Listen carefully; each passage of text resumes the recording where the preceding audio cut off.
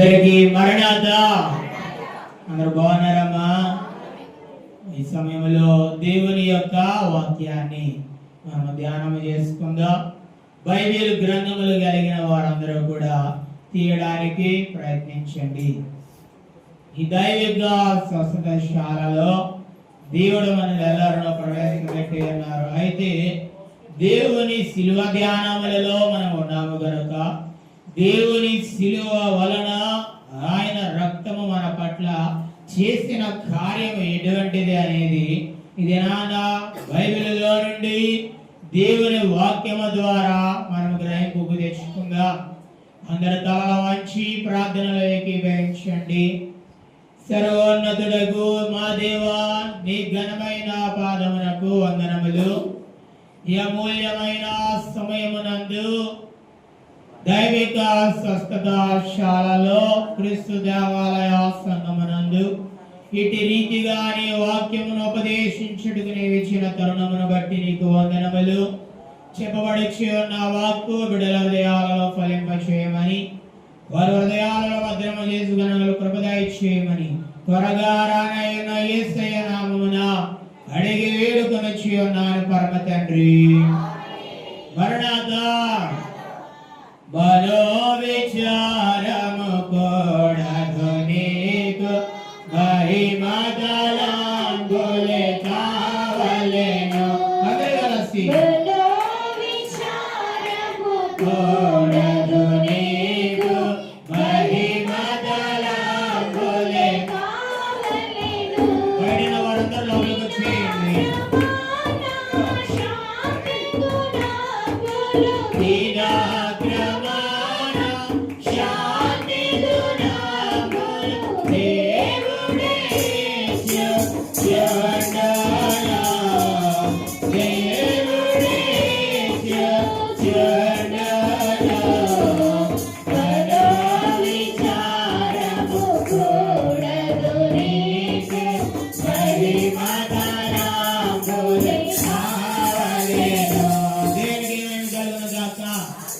మందిరములో ప్రవేశించిన వారమైన అందరము మహిమ తలంపులు కలిగి ఉండవలసిన వారమై ఉన్నాము.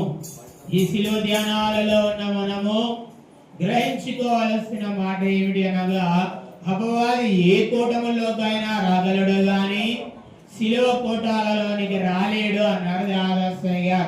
కనుక సాతాను రానటువంటి ఈ సమయమున దేవుడు మనకిచ్చిన ఈ సమయమును వినియోగించుకొని మరింతగా దేవునిలో వృద్ధి చెందవలసిన వారమై ఉన్నాము. కనుక వాక్య భాగములోనికి మనం వెళితే ఈ దిన ధ్యాన భాగ అంశము యేసు ప్రభు యొక్క రక్తము పట్ల మన పట్ల ఎటువంటి కార్యము చేసింది. యేసుని రక్తము వలన, ప్రభు అయిన యేసుక్రీస్తు వారి రక్తము కాల్చటం వలన మనం ఎటువంటి మేలు పొందుకున్నాము, ఆ రక్తం మన వాటికి ఎటువంటి గొప్పతనాన్ని మనకు చూపించింది అనేది ధ్యాన బైబిల్లో నుంచి మనం ధ్యానం చేసుకుందాం. ఉపోద్ఘాతముగా మూల వాక్యాన్ని మనం చదువుకుందాం. హెబ్రీయులకు రాసిన పత్రిక 9వ అధ్యాయము 22వ వచనములో అక్కడ కనబడొచ్చు ఉన్న మాటను జ్ఞాపకం చేసుకుందాం. మరియు ధర్మశాస్త్రము ప్రకారము సమస్తమైన వస్తువులను రక్తము చేత శుద్ధి చేయబడిననియు, రక్తము చిందింపకుండా పాప క్షమాపణ కలగదనియు సామాన్యముగా చెప్పవచ్చును. చాలములారా, ఇశ్రాయేలీయుల కాలము నుండి మనము చూసినట్లయితే బలి ఇవ్వకుండా పాప క్షమాపణ లేదు, బలి ఇవ్వకుండా విమోచన లేదు. ఒక కుమారుడిని విడిపించుకోవాలన్నా 2 పౌరము పిల్లలు గాని 2 గువ్వలు గాని ఇవ్వలేను అని ధర్మశాస్త్రము చెప్తూ ఉంది. ఇశ్రాయేలీయుల దినదినము కూడా ఈ యొక్క బలులు అర్పిస్తూనే ఉన్నారు, కోడెలను ఎద్దులను అర్పిస్తూనే ఉన్నారు. గనుకనే వాక్యముల ప్రభు అక్కడ భక్తుడు అంటూ అన్నాడు, రక్తము చిందింపకుండా విమోచన లేదు, రక్తము చిందింపకుండా పాప క్షమాపణ లేదు. మన పాపాలు క్షమించబడాలి అంటే, మన పాపాలు తొలగిపోవాలి అంటే రక్తము చిందించబడాలి. అది మనుషులదో లేక ఎడ్లదో లేక గొర్రెలదో మేకలదో కోడలదో కాదు గాని మనిషి కుమారుని రక్తము అనగా పరము నుండి మన కొరకు ఈ లోకమునకు యతించబడిన శరీరము రాచి వచ్చిన ప్రభువైన యేసుక్రీస్తు వారి రక్తము ద్వారానే మనకు ఏం కలుగుతూ ఉన్నది? పాప క్షమాపణ కలుగుతూ ఉన్నది. ప్రియ దేవుని బిడ్డలారా, ఇదే హెబ్రీ పత్రికలో భక్తుడు రాస్తాడు. 10వ అధ్యాయము కలిగిన వారు తీయండి. 10వ అధ్యాయం హెబ్రీల పత్రిక 4వ వచనములో వ్రాయబడిన సంగతులు యాలయనగా ఎడ్ల యొక్కయు మేకల యొక్కయు రక్తము పాపులను పాపములను తీసివేయుట అసాధ్యము. కాబట్టి ఆయన ఈ లోకమందు ప్రవేశించినప్పుడు ఎలాగూ చెబుచున్నాడు, బలియు అర్పణయు నీవు కోరలేదు గాని నా శరీరము అందించితివి అమ్మించితివి అమర్చితివి. దేవునికి మేము కలుగును గాక. దేవుడు బైబిల్ చదివి మంచి మంచి బిడ్డలు నాకు ఇచ్చాడు. వాళ్ళు చదివేది నాకు అసలు అర్థం కావట్లా. దేవుడు వారిని దీవించిన గాక. గట్టిగా చెప్పాలా? ఆమేన్. ఇప్పుడే కరెక్ట్గా చదవాలా అని. నాకొక శరీరము అమర్చితివి. దేవునికి మేము కలుగును గాక. దాంట్లో మనం చూస్తే ప్రభు శరీరమును దాల్చి అమర్చుకుని దేవుని చేత సిద్ధపాటు చేయబడి ఈ లోకములోనికి వచ్చిన వారైనారు. అయితే దాంట్లో మొదట్లో చూసుకుంటే ఎడ్ల వరకు మేకల యొక్కయు వాడి రక్తం వలన పాపాలు తీసివేయుట అసాధ్యము. దేవునికి అసాధ్యమైనది ఏమీ లేదు. వాక్యములు ప్రభువే సెలవిచ్చారు, నాకు అసాధ్యమైనది ఏదైనా కలదా? ఆయనకు అసాధ్యమైనది ఏమీ లేదు. మామూలు జంతువుల రక్తం వలన అసాధ్యమును పిలువబడిన పాపమును తీసివేయుట ఆయన తన రక్తమును కాచి మన పాపాలను తొలగించారు. హల్లెలూయా. ఎంత దొడ్డ ప్రేమ! కనుకనే పాటలో పాడుకుంటాం, నీవు చేసిన ఉపకారములకు నేనేమి చెల్లింతును. అందరూ కలిసి పాడుతున్నామా?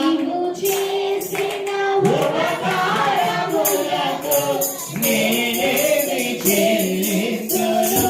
వేలాది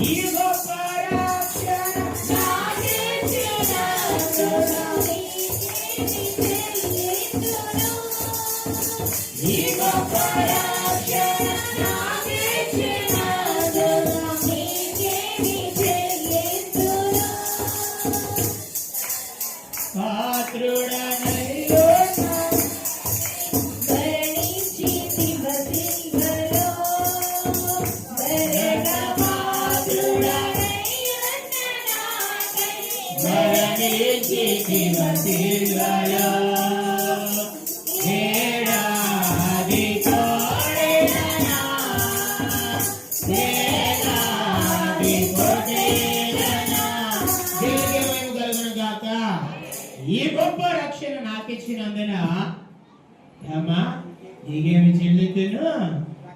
రక్షణ పాత్రను చేబూని నిత్యము నిన్ను వెంబడించుదును. హల్లెలూయా. అమ్మా ఏ పాత్రను చేబూనాలా? రక్షణ పాత్ర. ఎందుకంటే దేవుడు గొప్ప రక్షణ మనకి ఇచ్చిన వాడిగా ఉన్నాడు. ఎన్ని ఎడ్లు ఆయనకు బలి ఇచ్చినా, ఎన్ని ఆవులు ఎన్ని మేకలు ఆయనకి ఇచ్చినా అది సరితోగనిదగినది. కనుక ఆయన మన యొద్ద నుంచి కోరుకున్నది ప్రేమ సమాధానమే కాదని బలి కాదు. నేను బలి కోరలేదు అంటాడు ఆయన. ఈరోజు మనందరము కూడా మన విరిగి నలిగిన హృదయాన్ని దేవునికి అర్పించవలసిన వారమై ఉన్నాం కనుక ఎఫెసీ పత్రికల్లో మనం చదువుకున్న 2 వాక్యాలను బట్టి ఎడ్ల ద్వారా దేని ద్వారా గాని పాపము తొలగించబడదు, పాపము క్షమించబడదు. కేవలము దేవుని రక్తము వలననే మనందరికి పాప విమోచన జరుగుతూ ఉన్నది. మరి యొక్క కార్చబడిన రక్తము వలన, చిందింపబడిన రక్తము వలన మనకు ఏమిటి లాభము, మనకు ఏమి జరిగింది? ప్రతి ఒక్కరు కూడా ఏ పని చేసినా పని వల్ల మాకు లాభం ఏంటి అని అడుగుతారు. రాజు బాబు ఏ పని చేసినా ఇంతకాలం పని చేత నాకు ఎంత ఇస్తావు చేద్దాం, నాకేంటి ఉపయోగం నీ వెనక తిరగడం వల్ల? శిష్యులు అడిగారు ప్రభువుని, రామలోదేవి గారు ఏమని అడిగారు? మా పిల్లం బిడ్డలను వదిలేసి, తల్లిదండ్రులు వదిలేసి, మా వృత్తి పనులు వదిలేసి నీ వెనకాల మీ శిష్యులుగా తిరుగుతున్నామే, మాకేంటి అని అడిగినప్పుడు ప్రభు ఈ లోకములో నేను మీకేమి ఇవ్వలేకపోవచ్చు కానీ పై లోకములో మీ స్థానం గొప్పదైనది అన్నారు. హల్లెలూయా. కనుక ఇహలోకాశలు కాదు కానీ పైన వాటిని మనం వెతకవలసిన వారమై ఉన్నాం. వాక్య భాగములను వెళ్ళినప్పుడు మొదటగా పాప క్షమాపణ కలగజేసినది ప్రభు యొక్క రక్తము. ఏం కలగజేసింది? మన పాపములన్నిటికీ క్షమాపణ ఇచ్చింది. మత్తయి సువార్తలో మనం చూస్తూ ఉంటాం.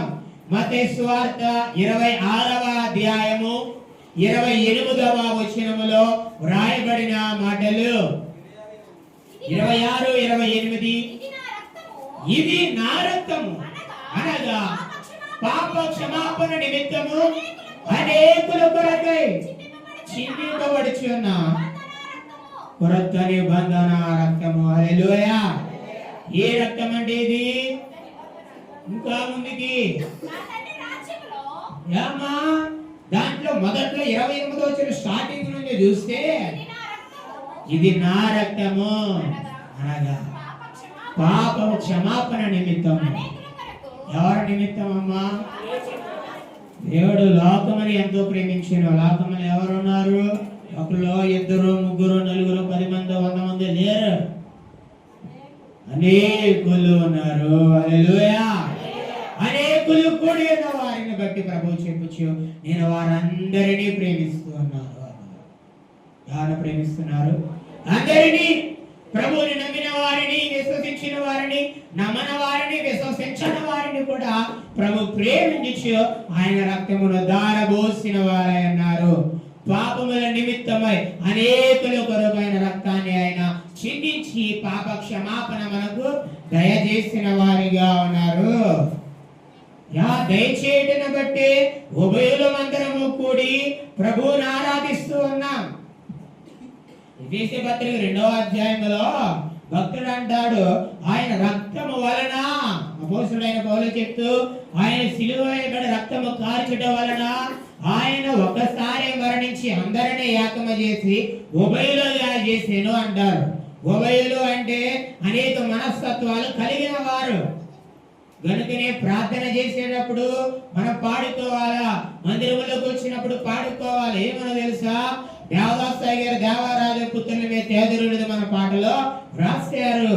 ప్రభువు వచ్చి ఉన్నాడడిగో ప్రార్థన చేయండి, ప్రభువు వచ్చి ఉన్నాడడిగో ప్రార్థన చేయండి, ఉభయులకి భావించి ఒక్కరముగా వేడుదాము, ఒక్కరముగా వేడుదాము, ఒక్కరముగా వేడుదాము. దేవారాజా తేజారెల్లోదాము, దేవాపుత్ర స్వాగతముతో దేవుని చేరుదము. దేవుడికి మహిమ కలుగును గాక. దేవాపుత్ర స్వాతంత్రముతో ఎవరు చేరదాం? మనుషులను కాదు. ఆయన ఇచ్చిన స్వాతంత్రమును బట్టి ఆయన మనకిచ్చిన భాగ్యమును బట్టి దేవునికి మనము కుమారులుగాను కుమార్తెలుగాను నియమించబడి లేదా ఏర్పరచబడిన వారమై దేవుని మందిరములో సాగి ప్రార్థనలు చేయండి. యేసు ప్రభు వచ్చి ఉన్నాడుగా ప్రార్థనలు చేయండి. ఉభయలం ఏకీభవించి ఒక్కరముగా వేడదాము, అందరము కలిసి ఒక్కరముగా వేడదాము. ప్రభు మన యొద్దకు వచ్చిన వారై ఉన్నారు. హల్లెలూయా. ఎడ్ల రక్తం వలనో కోళ్ళ రక్తం వల్ల మనకి విమోచన రాలేదు గాని ప్రభువే మన కొరకు మనల్ని సృజించిన దేవుడే మన కొరకు ప్రాణమును పెట్టిన వారై ఉన్నారు. కనుక ఆయన రక్తం వలన మొట్టమొదటిగా మనకి ఏమి కలుగుతూ అన్నది అనగా పాప విమోచన కలుగుతూ ఉన్నది, పాప క్షమాపణ కలుగుతూ ఉన్నది. రెండవదిగా మనం చూస్తే అపోస్తుల కార్యములు 20వ అధ్యాయం 28వ వచనములో ఆయన మనల్ని సంపాదించిన వారై ఉన్నారు రక్తము ద్వారా. అపోస్తుల కార్యములు 20వ అధ్యాయం 28వ వచనము, దేవుడు ఏ రక్తం ఇచ్చి, కొన్న రక్తం కాదు. ఏమ్మా మన ఒంట్లో ఏదైనా యాక్సిడెంట్ అయితే మన రక్తం తిరిగి మనకి ఎక్కేస్తారా? బ్లడ్ బ్యాంకులే, మన రక్తం కాదు. అవి మన కావడానికి కొన్ని సంవత్సరాలు పడుతుంది మన శరీరంలో. ఎందుకంటే నాకు ఎక్స్పీరియన్స్ ఉంది. దేవుడు మహాకృపను బట్టి ఈ రోజు మీ అందరి ముందే నిలబడ్డాను. కానీ ఈరోజు నేను సజీవుడు నిలబడవలసిన స్థితి కాదు. కనుక దేవుని ప్రేమ, ఆయన ఊరిన రక్తము ఈరోజు నన్ను ఇలా నిలబెట్టింది. ఈరోజు ఎండాకాలములలో పొరపాట్లకు వెళుతున్న మనందరూ దేవుడు అట్టి రీతిగానే కాపాడుతూ ఉన్నాడు. కనుక దాంట్లో మనం చదువుకుందాం. మరలా 28వ వచనం, దేవుడు తన స్వరక్తం ఇచ్చి సంపాదించిన సంఘమును కాయుటకు పరిశుద్ధాత్మ అమ్మా మిమ్మల్ని దేని యందు అధ్యక్షులుగా ఉంచిన ఆ యావత్తు మనలను గూర్చియు మీ మట్టుకు మిమ్మును గూర్చియు జాగ్రత్తగా ఉండు. హల్లెలూయా. ఆయన స్వరక్తం ఇచ్చి సంపాదించుకున్నది ఎవరిని అనగా సంఘమును. ఎవరిని?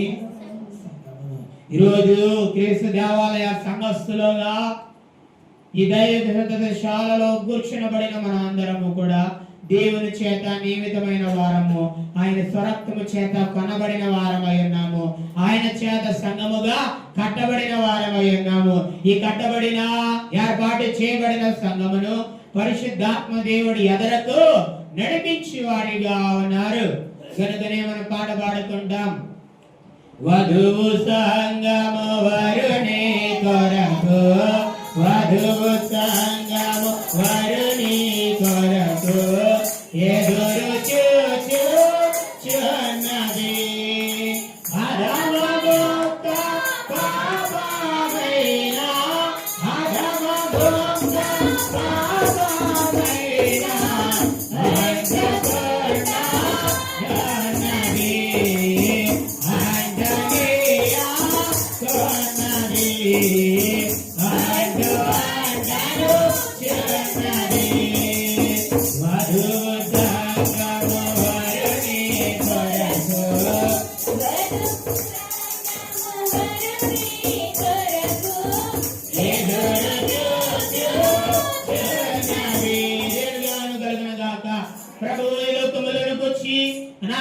సంకల్పము చొప్పున ఆయన ప్రాణము పెట్టి మనందరి కొరకు ఎదురు చూచిన వారిగా ఉన్నారు. మనందరి కొరకు రక్తము కార్చిన వారిగా ఉన్నారు. ఇప్పుడు ఈ సమయము మనగా ఉన్నది. అంత్య దినాలలో, దుర్దిన కాలాలలో, అపాయ కాలాలలో ఉన్న మనము దేవుని కొరకు ఎదురు చూడవలసిన వారమై ఉన్నాం. ఆయన రాబడ కొరకు ఎదురు చూడవలసిన వారమై ఉన్నాం. కనుక ఆయన స్వరక్తమునిచ్చి మనల్ని సంగముగా ప్రభువు రెండవగా సంపాదించుకున్న వారైనారు. ఇక మూడవదిగా మనము చూద్దాము.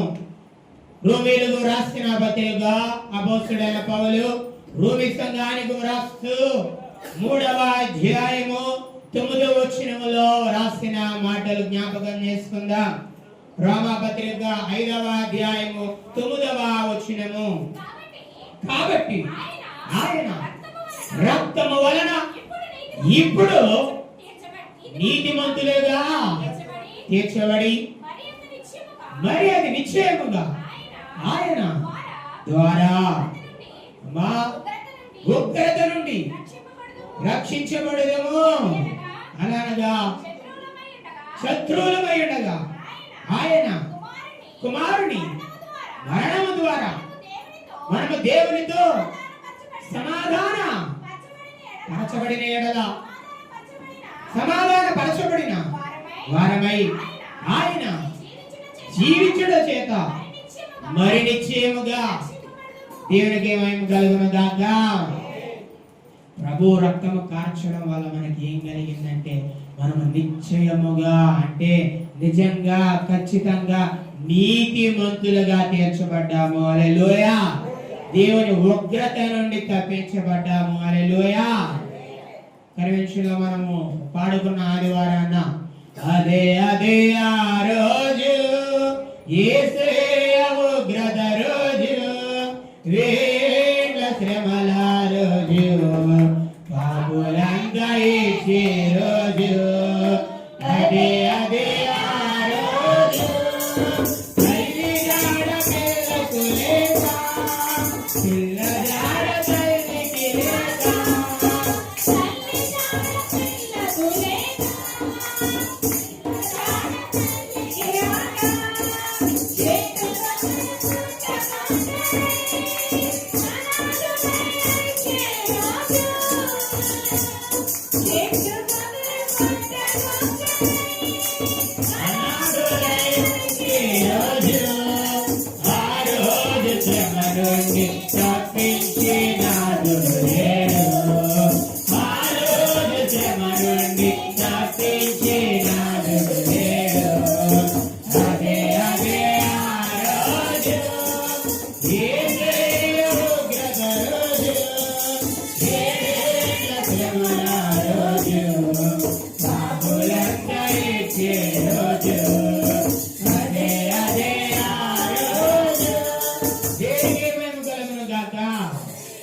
ఉగ్రత నుంచి ఆ రోజు నుంచి తప్పించే నాదుడే లేడు గనక ప్రభు స్వరక్తం ఇచ్చి ఆయన మనం సంపాదించుకుని ఆయన సమీపముగా చేసుకుని ఆ ఉగ్రత నుండి తొలగించి నీతిమంతులుగా తీర్చుతూ ఉన్నాడు ఆయన రక్తమును బట్టి.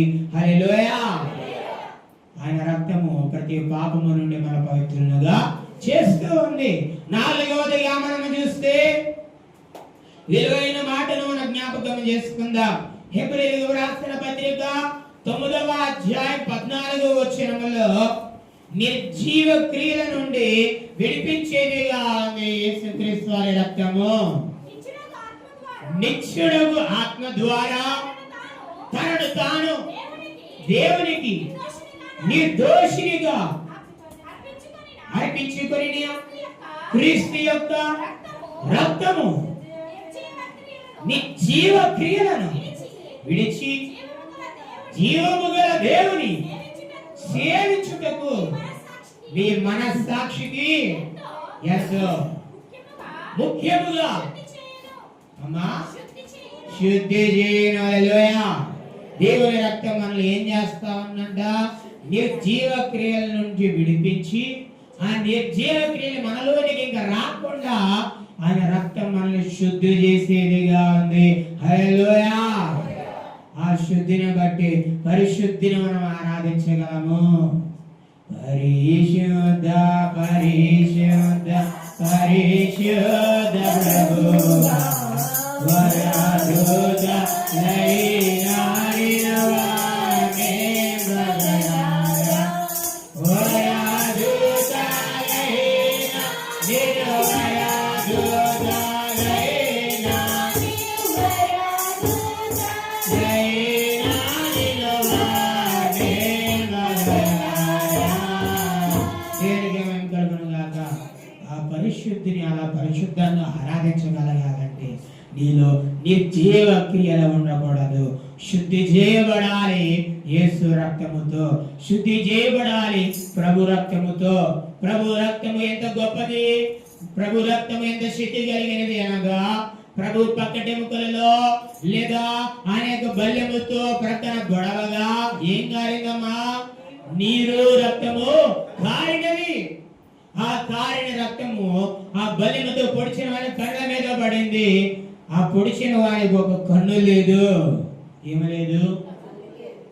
గుడివాడై ఉండి దేవుని పొడవగా రక్తము ఆయన కళ్ళ మీద పడగానే తనకి ఏం కలిగింది? స్వస్థత కలిగింది. కనుకనే యెషయా అంటాడు, ఆయన పొందిన దెబ్బల చేత మనకు స్వస్థత కలుగుచి ఉన్నది. కనుక దేవుని రక్తము విలువైనది, అమూల్యమైనది, ఎంతో ప్రాధాన్యత కలిగినదై ఉంది. ఆ రక్తమే మనలను రెండవ రాకడకు ఆయత్తపరిచి ఉన్నది. ఆ రక్తమే మనకు నిరీక్షణ ఇచ్చి ఉన్నదయ్యింది. ఎదురుగా మనము సాగినట్లయితే మొదటి పేతురు రాసిన మొదటి పత్రిక మొదటి అధ్యాయం 18-19 వచనాల్లో విమోచన కలిగిన రక్తాన్ని మనం చూస్తూ ఉన్నాం. అమూల్యమైన రక్తము చేత అనగా నిర్దోషమును నిష్కలంకమును గొర్రె పిల్ల వంటి క్రీస్తు రక్తము చేత విమోచింపబడిన వారై మీరెరుగుదురు కదా. ఆయన జగత్ పునాది వేయబడక ముందే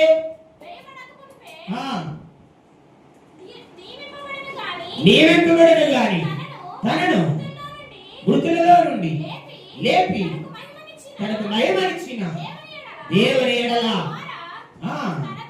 తన ద్వారా విశ్వాసులైన కడవరి కాలమందున ఆయన ప్రత్యక్ష పరచబడిన. హల్లెలూయా. ఈ కడవరి దినాల్లో ప్రభు మన ప్రత్యక్షపరచబడుతూ ఉన్నారు. ఈ శిలువ ధ్యానాల్లోన మనము ప్రభు ప్రత్యక్షతను అందుకొనవలసిన వారమై ఉన్నాం. ఏ ప్రత్యక్షత? ప్రభు యొక్క ప్రత్యక్షత, శిలువ ప్రత్యక్షత. అక్కడ మన వాక్యంలో చూసినట్లయితే ఆ పత్రికలో పేతురు అంటూ అన్నాడు, దేవుని రక్తం మనల్ని ఏం చేసింది అనగా విమోచించింది.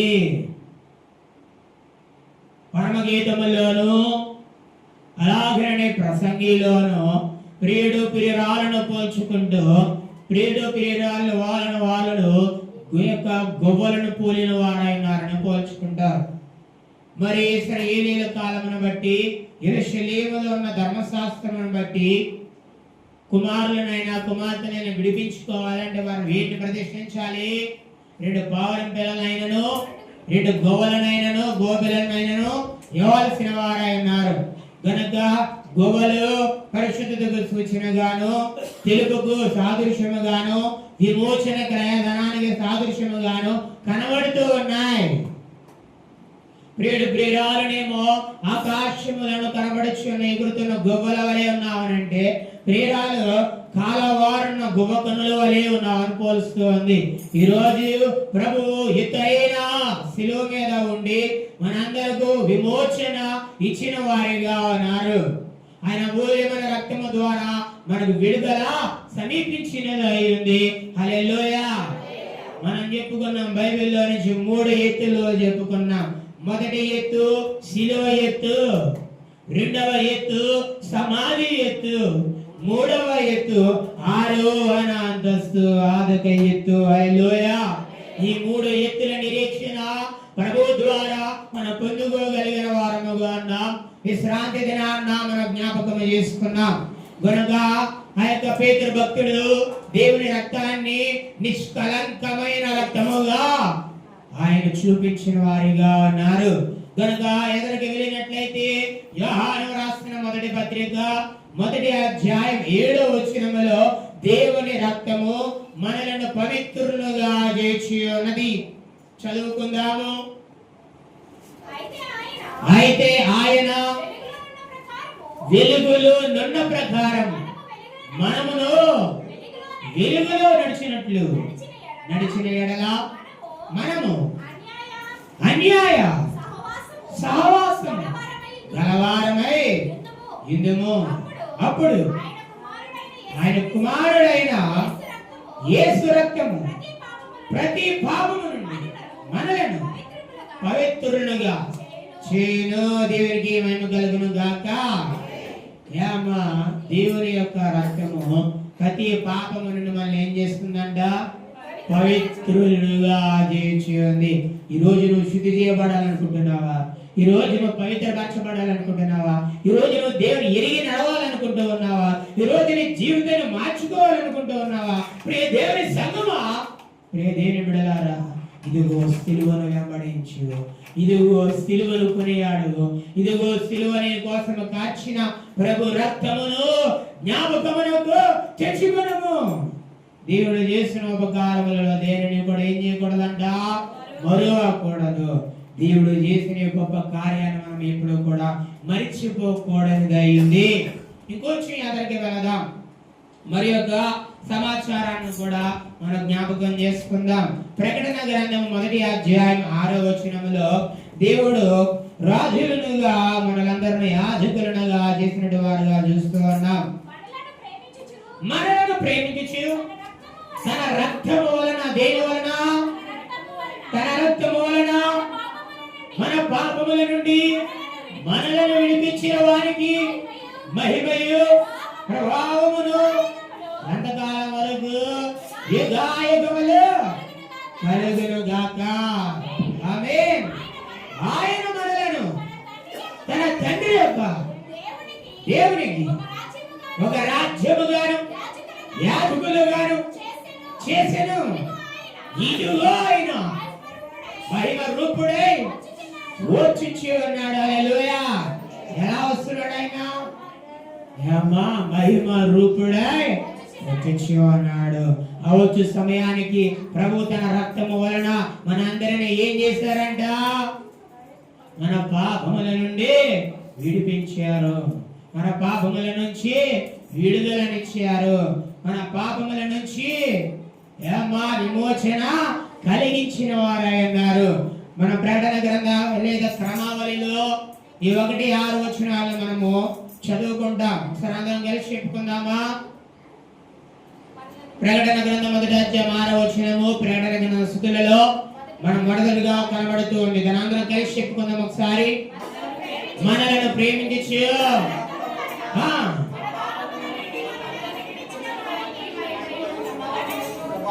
ఈ రోజు మందిరంలో కూర్చున్న మన అందరము కూడా పాపములు విడిపించిన దేవునికి, పాపముల నుంచి రక్షించిన దేవునికి, పాపముల నుంచి ప్రక్షాళన గావించిన దేవునికి, పాపముల నుంచి విడుదల చేసి పవిత్రులుగా చేసిన దేవునికి ఏం చేయాలంట?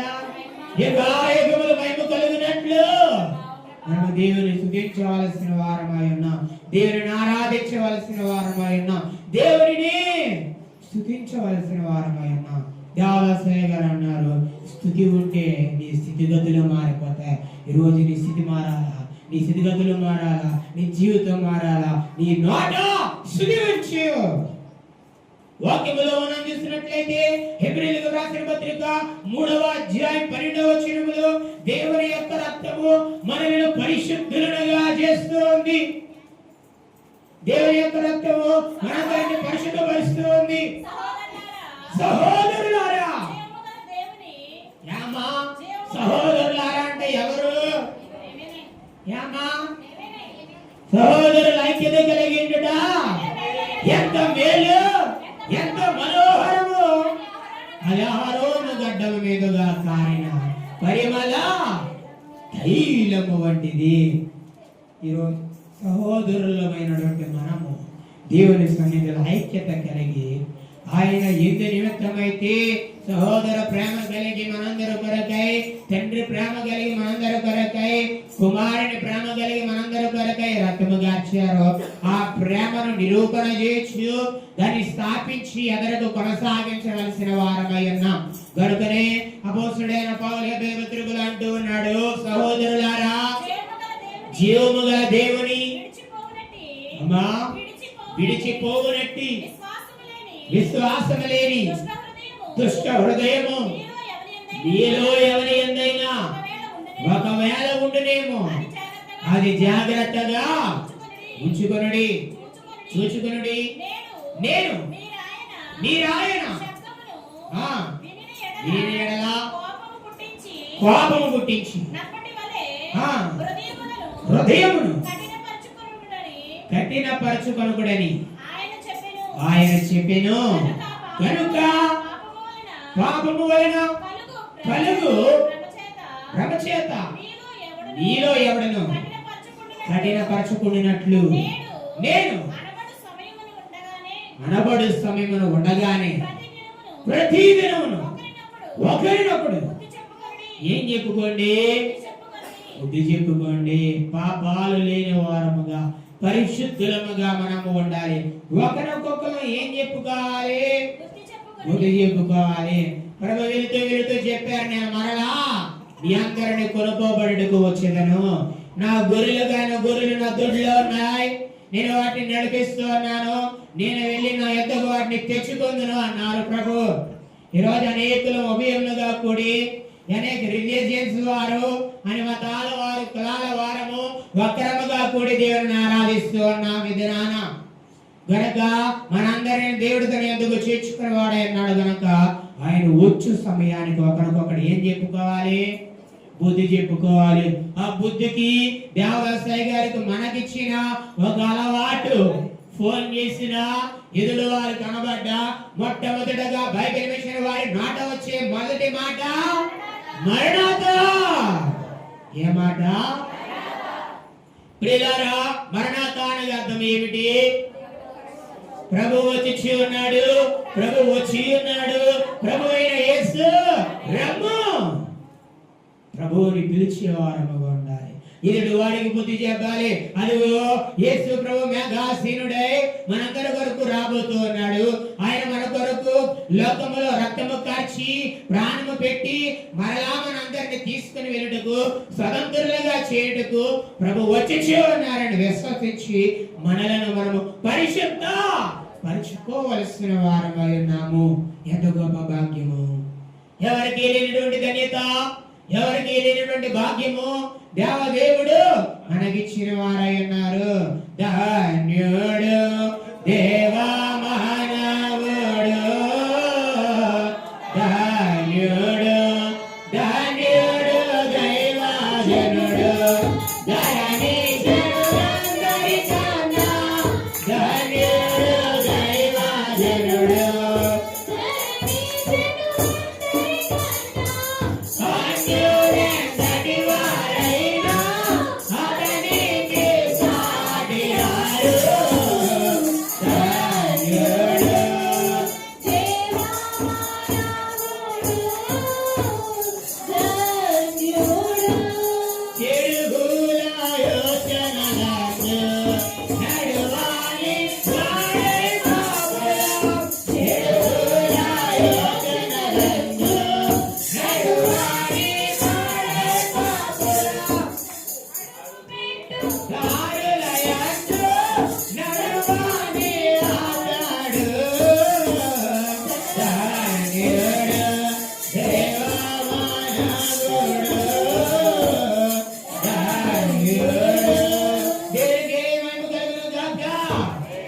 ధన్యుడు దేవజనుడు, చెడుగుల యోచనలంతా నడవనివాడు ధన్యుడు. ఈరోజు మనం కూడా ఆ ధన్యకరమైన స్థితిని పొందుకొని ధన్యులుగా నిలబడవలసిన వారమై ఉన్నాము. హెబ్రీయులకు రాసిన పత్రిక 13వ అధ్యాయం 20వ వచనములో మనం చూస్తే ఆయన మృతులలో నుండి లేపిన రక్తముగా మనకు కనబడుతూ ఉంది. గొర్రెల గొప్ప కాపరి అయిన యేసు అను మన ప్రభువును నిశ్చయమైన నిబంధన సంబంధముకు రక్తమును బట్టి మృతులలో నుండి లేపిన సమాధానకర్తయగు దేవుడు యేసుక్రీస్తు ద్వారా మన దృష్టికి అనుకూలమైన దాన్ని మనలా జరిగించు. ప్రతి మంచి విషయములోను తన చిత్త ప్రకారం చేయుటకు మిమ్మును సిద్ధపరచును గాక. హల్లెలూయా. ఈరోజు ఏ విధముగా నడిపించబడుతూ ఉన్నామంటే ఆయన రక్తము కార్చి మృతులలో నుంచి లేచి మనలను కూడా మృతులలో నుండి లేపుతాడని నిరీక్షణించడం బట్టి ఆయన చిత్తానుసారముగా నడిచే వారముగా మనమున్నాము. ఇందాక మనం చెప్పుకున్న ఎత్తులలో రెండవ ఎత్తు సమాధి ఎత్తు. ఏ ఎత్తు? సమాధిలో నుండి 3వ రోజున ప్రభు లేపబడిన వారై ఉన్నారు.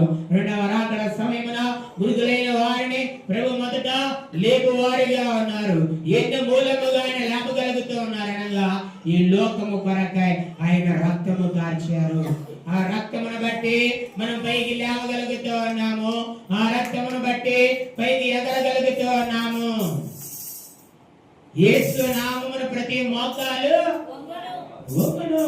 ఆ పై వచనంలో చూస్తే ఆయన రక్తము కార్చుట వలన, ఆయన ప్రాణము పెట్టుట వలన ఆకాశముందు వారినా గాని, భూమి మీద ఉన్న వారే గాని, భూమి కింద ఉన్న వారే గాని యేసు నామమున ప్రతి మోకాలు వంగును అని బైబిల్లో మనం చదువుకున్నాము. ఈ రోజు మందిరములో మన యొక్క మోకాలు వంగుతూ ఉన్నాయి అంటే ప్రభు కార్చిన రక్తము మూలముగా వంగుచి ఉన్నవి. హల్లెలూయా. వంగని మోకాలనే, వంగని మోకాలనే యేసయ్య ఎదుట వంగిపోను, యేసయ్య ఎదుట వంగిపోను. యేసు రాజుగా వచ్చుచున్నాడు.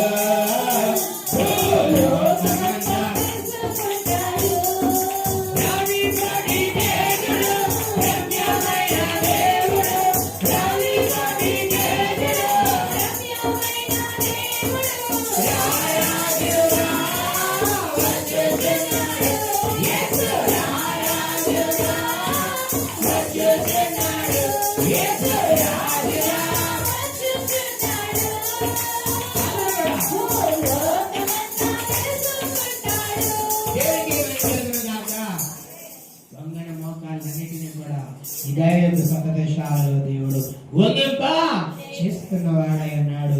ప్రతి ఒక్క బలహీనత నుండి, ప్రతి ఒక్క నేర్చము నుండి, ప్రతి ఒక్క సమస్య నుండి, ప్రతి విధమైన అనారోగ్యము నుండి ప్రభు రక్తము వలన మనకు విడుదల, ప్రభు రక్తము వలన మనకి స్వస్థత దేవుడు ఇచ్చుచున్న వాడిగా ఉన్నారు.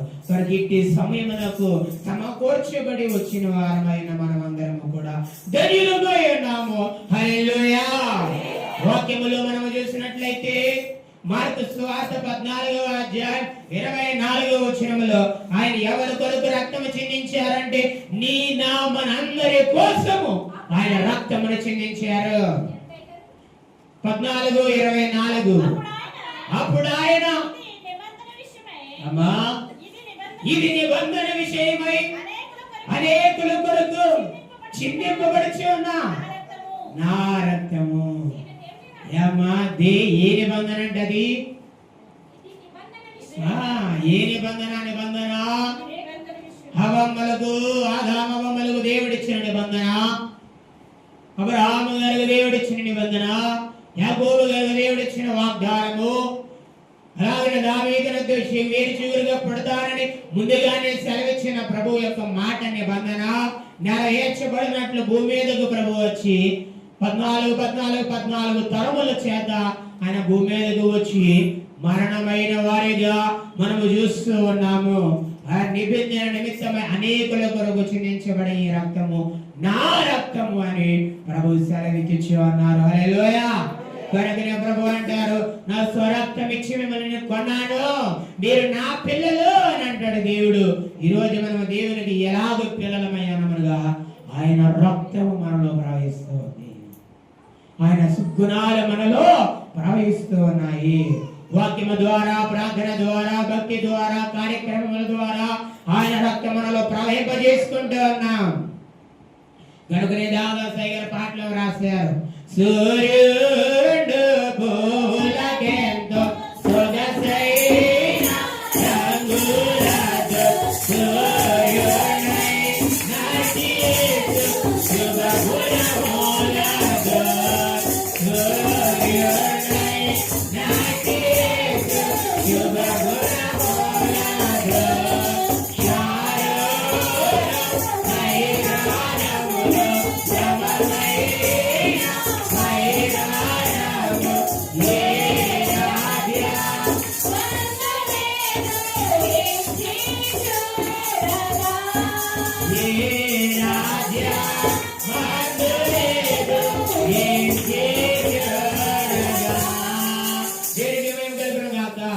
సూర్యుడు పువ్వులకు ఎంతో సొగసైన రంగులద్దును సూర్యుడైనట్టు దేవుడు ఏ గుణాలు అద్దుతున్నాడు? శుభగుణాలను మనెల్లరికీ కూడా అద్దుచున్న వారై ఉన్నారు. అది రూపుదిద్దుకొని అద్దుకున్న వారమైన మనము దేవునిలో ఎదుగుచు ఆయన రక్తమును కొని ఆడవలసిన వారమై ఉన్నాము. కనుక యోహాను సువార్త 6వ అధ్యాయము 54వ వచనములో దేవుడు అందరికీ నిత్య జీవం కలగజేయ నిమిత్తము ఆయన రక్తాన్ని కార్చారు. నా శరీరము తిని నా రక్తము త్రాగువాడు నిత్య జీవము గలవాడు, అంత్య దినములలో నేను వారిని లేపుదును. నా శరీరము నిజమైన ఆహారము, నా రక్తము నిజమైన పానీయమైనది. హల్లెలూయా. ప్రభు రక్తమును పుచ్చుకొనిచు ప్రభు శరీరమును పుచ్చుకొనిచిన వరమైన అందరము కూడా రెండవ రాకడ సమయమున మృతులలో నుండి లేపబడుదుము, నిత్య జీవమును అనుగ్రహించుటకు ప్రభు మనందరి కొరకు రక్తము కార్చిన వారైనారు. వాక్యములో ఉంటుంది, నీ తోటి వాని కొరకు, నీ సహోదరుని కొరకు, నీ స్నేహితుని కొరకు ప్రాణము పెట్టి వాని కంటే కూడా ఎక్కువగా ప్రేమించిన వారి లోకములో ఎవ్వరు లేరు అంటారు ఆయన. ఏమా, నీ తోటి వారి కొరకు, నీ కుటుంబము కొరకు, నీ స్నేహితుల కొరకు, నీ భర్త కోసం, నీ భార్య కోసం ప్రాణము పెట్టి వారిగానే ఉన్నట్లయితే నీకంటే గొప్పగా వారిని ప్రేమించేవారు ఈ లోకములో ఎవ్వరు లేరు. మరి ఈ ప్రపంచమంతటి కొరకై, ఈ లోకములో ఉన్న వారందరి కొరకై ప్రభు ఒక మారే ప్రాణము పెట్టి రక్తము కార్చి యుగ యుగాలకు సరిపడా పాప క్షమాపణ మనకు ఆయన ఇచ్చిన వారై ఉన్నారు. ఎంత గొప్ప ప్రేమ దేవునిది, ఎంత గొప్ప దొడ్డ ప్రేమ దేవునిది. ఏమా, అనాథులమైన మనలందరినీ దేవుడు ఒక్కళ్ళే చేశారు. ఈ లోకంలో మనందరము కూడా అనాథులమే. ఎందుకంటే ప్రభు చేత నిర్మించబడి తండ్రికి దూరముగా వీరుగా ప్రాంతంలో మనం ఉన్నాం. మన పురమేది పరలోక పట్టణమై ఉన్నది. గనుకనే ప్రభు ఆయన కూడా అనాదిగా ఉన్నాడంట, మనందరి కోసం ఎదురు చూస్తున్నాడంట. నా బిడ్డలు నేను రక్తం ఇచ్చి సంపాదించుకున్న పిల్లలు ఎప్పుడు నా యొద్దకు వస్తారా అని ఎదురు చూస్తూ ఉన్నారంట. తెలుగు క్రైస్తవ కీర్తన 2వ పాటలో ఆయన పాడతారు, అనాది పురుషుడైన దేవుడు ఆరాధించండి.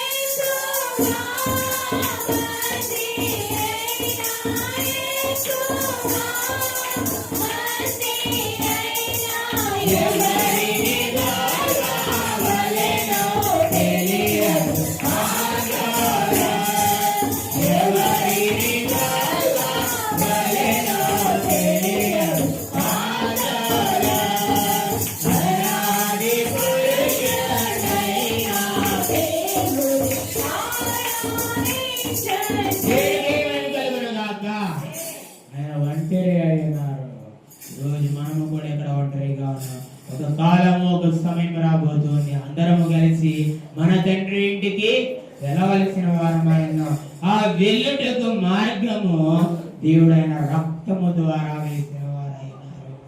ఆ వెళ్ళుటకు మార్గము ఆయన శరీరమనే మార్గముగా, శిలువ మార్గము ఆయన వేసిన వారిగా అన్నారు. ఈ విషయాలను మనం జ్ఞాపకం చేసుకోవాల్సిన వారమై ఉన్నాం. చివరిగా వాక్యములో నుంచి మనం చూసినట్లయితే ఎఫెసీయులకు వ్రాసిన పత్రిక, అపోస్తలుడైన పౌలు ఎఫెసీ సంఘానికి వ్రాసిన పత్రిక 2వ అధ్యాయము 13వ వచనములో వ్రాయబడిన మాట, అయినను మనము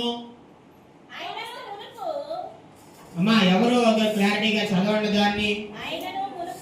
ఆయనను మునుపు దూరస్తులమైన మీరు మీరు ఇప్పుడు క్రీస్తు యేసునందు క్రీస్తు రక్తము వలన సమీపస్తులే ఉన్నారు. అమ్మా ఆయన మన సమాధానము అయ్యండి మీకును మాకును ఉండిన దోషమును అనగా విధిరూపకమైన ఆజ్ఞలు గల ధర్మశాస్త్రమును తన శరీరమందు కొట్టివేసి మధ్య గోడను మా పడగొట్టి మన ఉభయులను ఏకము చేసిన హల్లెలూయా. ప్రభు రక్తం వల్ల ఎంత జరిగిందమ్మా? మధ్య గోడ పగిలిపోయింది. ఏమ్మా 7 మార్లు ప్రార్థన చేత తిరిగితే ఏ పగిలిపోయింది? ఎరుకు గోడ పగిలిపోయింది.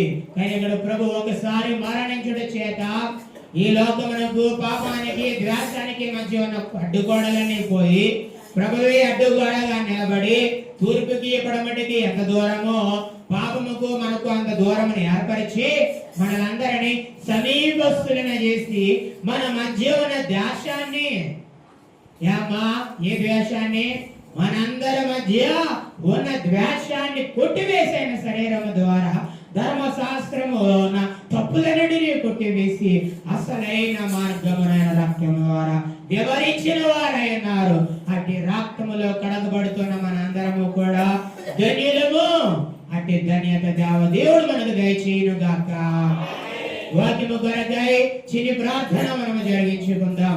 సర్వోన్నతుడైన తండ్రి, ఇప్పటి వరకు ఈ రీతిగా అయా ఇటు వాక్య సందేశం అందించుకున్నట్టుకు కృపను దయచేస్తే ఆత్మ సంగములతో చెప్పుచ్చు అన్నమాట చెవిగల వాడు వినుడు గాక అని నీవు సెలవిచ్చినట్లుగా వినగలిగిన కృప వినగలిగిన భాగ్యము మా ఎల్లరికూ దయచేయమని, అపవాది వీటిని ఎత్తుకుని పడుకున్న కృపను దయచేయమని మేఘారుడై త్వరగా రానయ్యున్న యేసయ్య నామమున అడిగి వేడుకొచ్చి ఉన్నాను పరమ తండ్రి. మరణాత అందరికీ మరణాత. ఈ ప్రాముఖ్యమైన సమయంలో సమయం ఎంత అయింది?